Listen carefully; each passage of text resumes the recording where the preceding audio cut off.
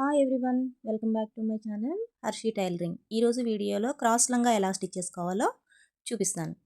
మీరు కనుక నా ఛానల్ని ఫస్ట్ టైం కనుక చూస్తే ప్లీజ్ సబ్స్క్రైబ్ మై ఛానల్. ఈ వీడియో నచ్చితే లైక్ కూడా చేయండి. ఇది నడుం ఫాట్, అది పైన సన్నగా ఉంటుంది, కింద కాళ్ళ దగ్గర డిబ్బి కుడతాం కదా, అది వెడల్పుగా వస్తుంది.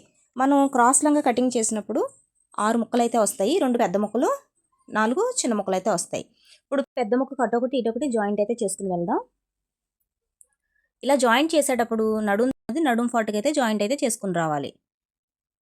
వెడల్పు ఎక్కువగా ఉన్నది మన కాళ్ళ దగ్గర కిందకి రావాలి, నడుం దగ్గరికి మర్చిపోకుండా ఇలా జాయింట్ చేసుకోవాలి. పాదం కచ్చర్స్ పెట్టి ఒక కుట్టు అయితే వేసుకొచ్చేస్తున్నాను.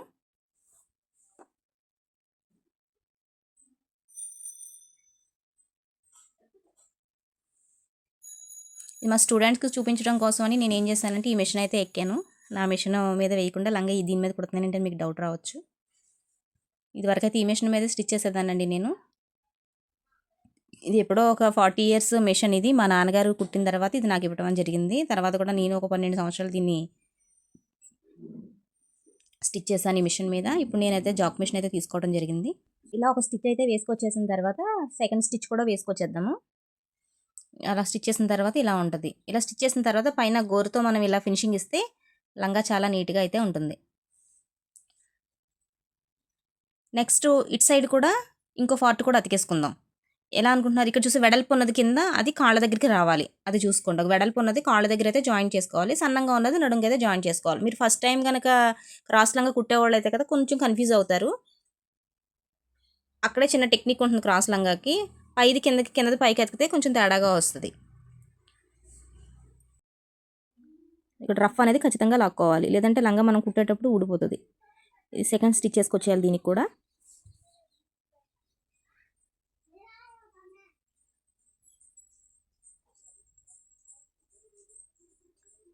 సో సెకండ్ స్టిచ్ కూడా కంప్లీట్ అయిపోయింది. ఇలా అయిపోయిన తర్వాత ఈ సైడ్ కూడా గోరుతో అలా మనం ఫినిషింగ్ ఇస్తే చూడటానికి లుక్ చాలా అందంగా ఉంటుంది.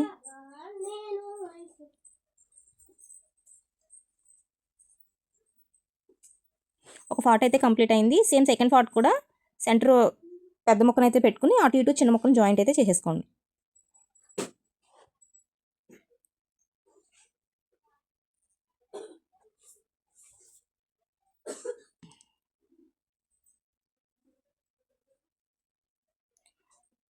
రెండు ముక్కలు సమానంగా పట్టుకునేది వదలాలి. మనం సాగదీసామంటే ఒక ముక్క పొడుగు ఒక ముక్క కొరస అనేది వస్తుంది. సాగదీయకుండా రెండు ఫ్రీగా పట్టుకుని వదిలితే చాలా నీట్గా అయితే వస్తుంది స్టిచ్చింగ్.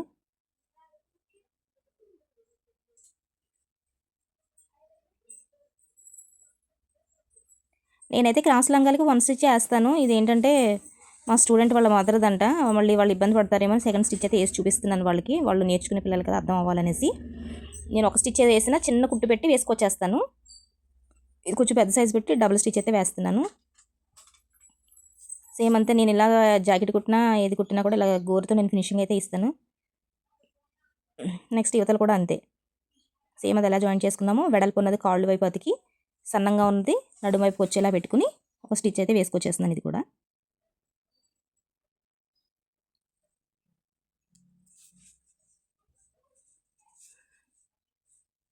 సేమ్ అంతే.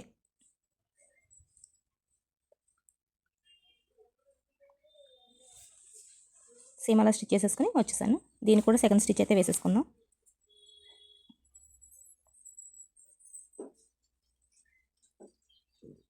జాక్ మిషన్ అయితే తీసుకుని 4 ఇయర్స్ అయితే అవుతుంది. నేను ఈ మిషన్ మీద 12 ఇయర్స్ 13 ఇయర్స్ పైనే కుట్టాను ఈ మిషన్ మీద. ఇప్పుడు ఆ మిషన్ అలవాటు అయిపోయి దానికి లైట్ అది ఉండటం వల్ల ఇది నాకు ఎందుకు కొంచెం అన్ఈజీగా అనిపిస్తుంది, అలవాటు తప్పి. ఓకే, జాయింట్ చేయడం అయితే కంప్లీట్ అయిపోయింది. సో ఇలా 2 పార్ట్స్ జాయింట్ అయితే చేసేసుకోవాలి నీట్గా. ముందు ఇలా జాయింట్ చేసుకుని పెట్టుకున్న తర్వాత ఈ పార్ట్ మీదకి ఇందాక జాయింట్ చేసిన పార్ట్ని ఈ 2 చిన్న ముక్కలను జాయింట్ చేసుకోవాలి. సెంటర్ జాయింట్ ఇలా రఫ్ లాక్కుని కిందకు ఒక స్టిచ్ అయితే వేసుకొచ్చేస్తున్నాను.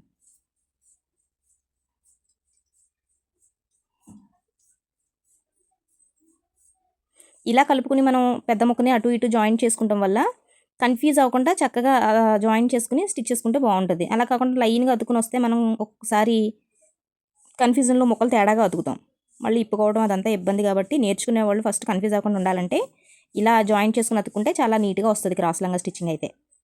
ఇప్పుడైతే కంప్లీట్ అయిపోయింది.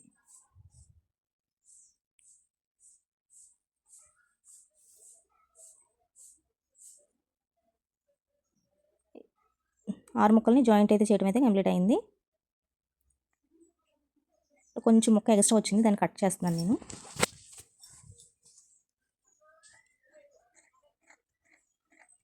ఇప్పుడు నడుముకి బ్యాండ్ ముక్క ఉంటుంది కదా మనకి, అది ముందుగా కట్ చేసి అయితే పెట్టుకున్నాం కదా, మీకు కటింగ్ వీడియోలో అయితే చూపించాను. ఇప్పుడు దానికి మనం ఈ 6 ముక్కలో జాయింట్ చేసిన పార్ట్ని దానికి జాయింట్ అయితే చేసుకురావాలి.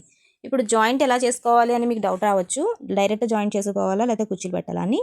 ఇప్పుడు తిరగేస్తున్నది జాయింట్లు ఉన్నది అడుగు రావాలి, నీట్గా ఉన్న పార్ట్ అయితే పైకి రావాలి. మనం ఇలా పెట్టుకెళ్ళిన తర్వాత డిబ్బి పైకి తిరగబడుతుంది కాబట్టి దీని మీదగా వస్తుంది, తిరగేసి అయితే పెట్టకూడదు. అక్కడ జాయింట్ చిన్నది చేసాం కదా ముక్క జాయింట్, ఆ ముక్క దగ్గర ఒక చిన్న చిన్న కుర్చీలు అయితే పెట్టుకోవాలి. పెద్దగా అయితే కుర్చీలు క్రాస్ లంగాకి పెట్టకూడదు, చిన్న కుర్చీలు. పెద్ద ముక్కకి 2 చిన్న కుర్చీలు వస్తాయి, చిన్న ముక్క ఉంది కదా దానికి ఒక సెంటర్ ఒక చిన్న కుర్చీ ఇస్తే చాలు. మన డిబ్బి నడుం డిబ్బీకి మనం 6 ముక్కలు కరెక్ట్గా సరిపెట్టాలి కాబట్టి కొంచెం ఎక్స్ట్రా వస్తుంది కదా, కుర్చీల్లో పెట్టి దానికి అడ్జస్ట్ చేస్తాం. అదే నడుము ముక్క కొంతమందికి ఎక్కువగా ఉన్న వాళ్ళు ఏం చేస్తారంటే జాయింట్ చేసుకోవాలి ముక్క. అలా చేసే వాళ్ళకి ఈ కుర్చీలు పెట్టడానికి కూడా ఇంక సరిపోదు, ఇంకా కరెక్ట్గా వచ్చేస్తుంది ఇంకా క్రాస్ లంగాల. చూసారా ఎగ్జాక్ట్గా వచ్చేసింది. నడుం బెల్ట్కి 6 ముక్కలు సమానంగా సరిపోయినాయి. అలా పైన గోరుతో మళ్ళీ ఫినిషింగ్ ఇచ్చేసుకుని వస్తే ఆ క్లాత్ లోపల ఫోల్డింగ్ అవ్వకుండా మనం స్టిచ్ చేసినప్పుడు దాని మీద కరెక్ట్గా కుట్టు వస్తుంది. అప్పుడు చూడటానికి లంగా లుక్ అయితే చాలా బాగుంటుంది.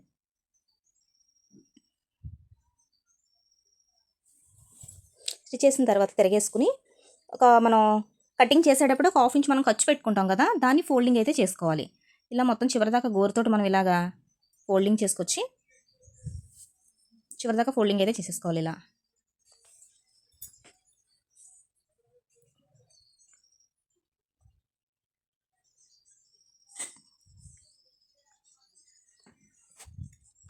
చివరిదాకా ఫోల్డింగ్ అయితే కంప్లీట్ అయిపోయింది. ఇప్పుడు మనం జాయిన్ చేసిన ఖర్చు ఉంది కదా, అది కనపడకుండా, మనం వేసిన కుట్టు కనపడకుండా కరెక్ట్గా ఆ కుట్టు మీద ఇది మనం ఫోల్డింగ్ పెట్టి వారమ్మట కుట్టు అయితే వేసుకొచ్చేయాలి. అసలు కుట్టు మనం వేసిన కుట్టు అయితే కనపడకూడదు. ఆ 6 ముక్కలు కలిపిందిని ఈ డిబ్బీకి జాయింట్ చేసాం కదా కుర్చీలు పెట్టి, ఆ జాయింట్ కనబడకుండా పైన డిబ్బీ ముక్క జాయింట్ పైన చేసుకొచ్చేయాలి.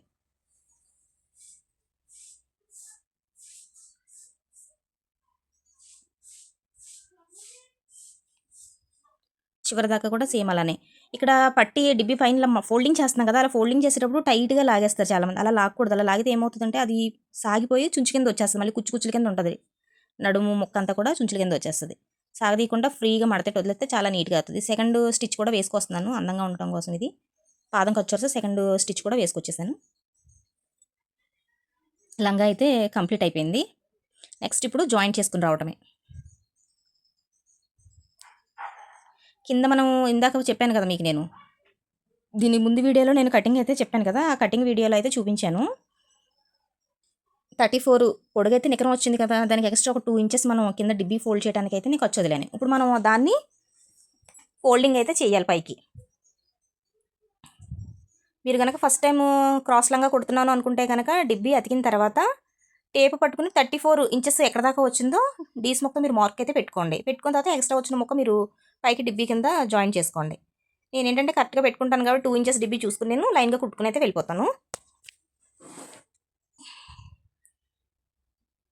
ఆ డిబ్బీ కుట్టడానికి ఫస్ట్ మనం ఇలాగ చిన్న ఖర్చు ఫోల్డింగ్ అయితే చేసుకుని ఇలా పెట్టుకున్న తర్వాత స్టిచ్ చేసుకొచ్చేయాలి. స్టిచ్ చేసుకుంటే చేసుకోవచ్చు, లేకపోతే మనం చేత్తో ఇంత డిబ్బీకి పెట్టినట్టు అలాగ మనం గోరుతో గీరు కూడా పెట్టుకుని మడత పెట్టుకుని వెళ్ళిపోవచ్చు. కానీ ఇలా స్టిచ్ చేసుకుంటే ఏమవుతుందంటే కుట్టు ఉన్నా కూడా లంగా పీచు కారకుండా 2 ఇంచెస్ కరెక్ట్గా నేను బార్డర్ అయితే పెట్టుకుంటున్నాను. అలా 2 ఇంచెస్ కరెక్ట్గా పెట్టుకుని చివరి దాకా కూడా 2 ఇంచెస్ కరెక్ట్గా వచ్చిందా లేదా మధ్య మధ్యలో టేప్ పెట్టి చూసుకుని స్టిచ్ అయితే వేసుకొచ్చాను మీరు కూడా. అలా ఒక్కొక్కసారి అలా నాలా మీరు పెట్టుకుని వెళ్ళిపోదాం అంటే కొత్తగా కుట్టే వాళ్ళకి ఒక్కొక్కసారి జరిగిపోవచ్చు. ఇది క్రాస్ లంగా కదా, కరెక్ట్గా సాగిపోవడం వల్ల ఏమవుతుందంటే మధ్య మధ్యలో కొంచెం ఎక్స్ట్రా వస్తుంది. అలా వచ్చినప్పుడు ఒక చిన్న కుర్చీ పెట్టి మనం ఫోల్డింగ్ అయితే చేసుకొచ్చేయాలి.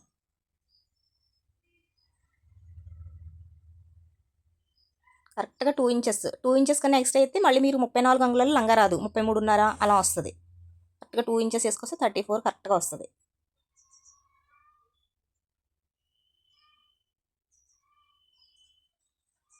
అలా డిబ్బీ అయితే స్టిచ్ చేసేసాను. దీన్ని కూడా సేమ్ డబుల్ స్టిచ్ చేసుకొస్తే చూడటానికి లంగా లుక్ అయితే చాలా బాగుంటుంది. సింగిల్ స్టిచ్ చేసుకున్నా పర్వాలేదు, డబుల్ స్టిచ్ చేసుకుంటే ఇంకా లుక్ బాగుంటుంది.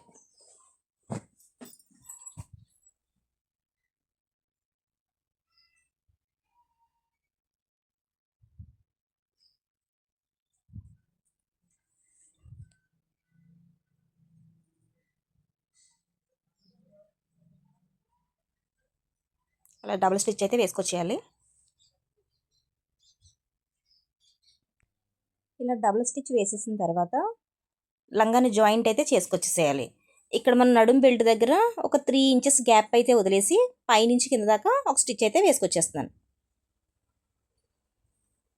దీనికి క్లాత్ లేదు, బొందు స్టిచ్ చేయడానికి వేరే క్లాత్ చూసుకుని నేను బొందు అయితే స్టిచ్ చేసుకుంటాను.